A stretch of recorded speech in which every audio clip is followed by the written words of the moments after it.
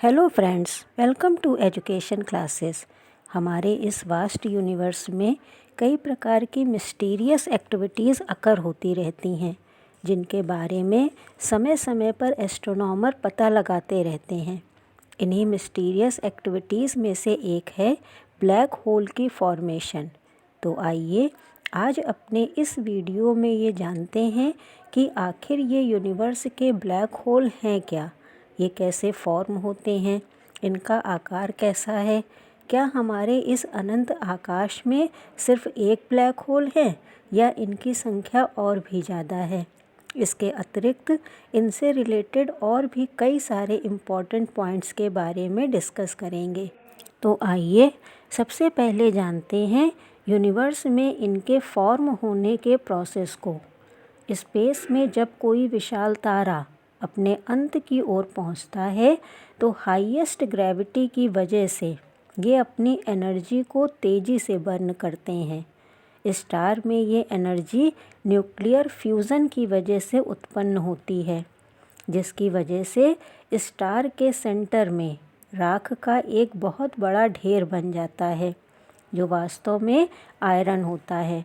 और आयरन के gravitational force के कारण इनमें न्यूक्लियर रिएक्शन नहीं होता और इसकी हीट बाहर ना निकलकर अंदर बैठ जाती है। और ग्रेविटेशनल फोर्स बढ़ते जाने के कारण स्टार कोलैप्स होना शुरू कर देता है, मतलब ये अपने अंदर ही अंदर सिकुड़ना शुरू हो जाता है और बहुत ही कम समय में अरबों अरबों केजी गैस को अपने अंदर ग्रैस्प करने लगता है, जिसके परिणाम स्वरूप एक बहुत ही भयंकर धमाके के साथ तारा फट जाता है। इस एनर्जी से रिलीज होने वाले प्रकाश को सुपरनोवा कहा जाता है।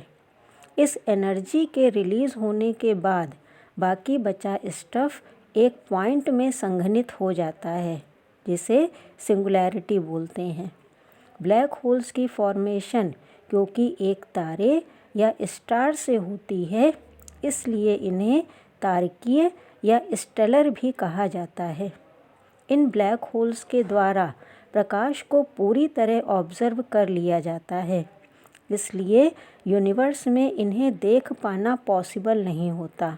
ये इनविजिबल होते हैं, जिन्हें साइंटिस्ट एक विशेष प्रकार के टूल के साथ टेलीस्कोप के जरिए देखते हैं। इस तरह एस्ट्रोनॉमर के अकॉर्डिंग ब्लैक होल स्पेस में एक ऐसा प्लेस है जहां ग्रेविटेशनल फोर्स बहुत ज़्यादा होता है और ये फोर्स इतना ज़्यादा होता है कि वहाँ से प्रकाश भी बाहर नहीं आ पाता। और इसके पास से अगर कोई स्टार, प्लैनेट या स्पेस क्राफ्ट भी होकर गुजरता है तो वो उसे भी अपने अंदर खींच लेता है। इस प्रोसेस को स्पैगेटिफिकेशन कहा जाता है। इन्हें मुख्यतः 4 टाइप्स में डिवाइड किया गया है: stellar, intermediate, supermassive and miniature. Astronomers का कहना है कि ब्लैक होल्स बहुत खतरनाक हैं, जो सन से भी 5 से लेकर 100 गुना तक ज़्यादा बड़े होते हैं।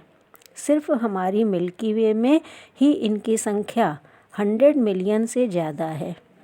अगर हम इनके साइज़ की बात करें तो ये बड़े और छोटे दोनों आकार के होते हैं। इनका मास एक परमाणु के आकार जितना छोटा और माउंटेन जितना विशाल भी हो सकता है। साइंटिस्ट को इस बात के सबूत मिले हैं कि प्रत्येक बड़ी गैलेक्सी के सेंटर में एक विशालकाय ब्लैक होल मौजूद है, जिसका द्रव्यमान 10 लाख सूर्यों के मास से अधिक होता है। उसे सुपरमैसिव ब्लैक होल के नाम से जाना जाता है। साइंटिस्ट के अकॉर्डिंग छोटे ब्लैक होल का निर्माण यूनिवर्स बनने की शुरुआत के साथ ही हो गया था। यूनिवर्स में हम इन ब्लैक होल्स को देख नहीं सकते, क्योंकि स्टार्स की तरह वो अपनी लाइट्स रिलीज़ नहीं करते। आइए अब जानते हैं कि स्पेस में इन ब्लैक होल्स का पता कैसे लगाया जाता है। ब्लैक होल के चारों तरफ एक बाउंड्री होती है, जिसे इवेंट हॉरिज़न या घटना क्षितिज कहा जाता है। जब कभी भी यूनिवर्स में कोई सेलेस्टियल ऑब्जेक्ट इस इवेंट हॉरिज़न के पास से होकर गुजरता है तो वो ब्लैक होल की गिरफ्त में आ जाता है। और जब कभी भी एटमॉस्फेयर की गैस और डस्ट इसके करीब आती हैं तो इसका ग्रेविटेशनल फोर्स उन्हें बहुत तेज़ी के साथ मूव कराता है, जो बहुत सारे रेडिएशन का निर्माण करता है।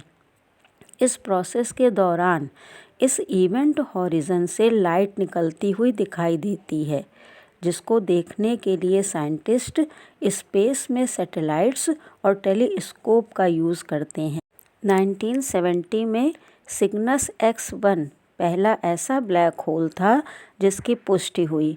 साइंटिस्ट ऐसा मानते हैं कि स्पेस में जब कोई स्टार बहुत तेज़ स्पीड से किसी ऐसे प्लेस जहाँ कुछ भी दिखाई नहीं पड़ता है कि परिक्रमा करता हुआ दिखाई देता है तो वहाँ ब्लैक होल मौजूद होता है, क्योंकि उस समय वो स्टार अन्य स्टार की तुलना में अधिक चमकदार दिखाई देता है।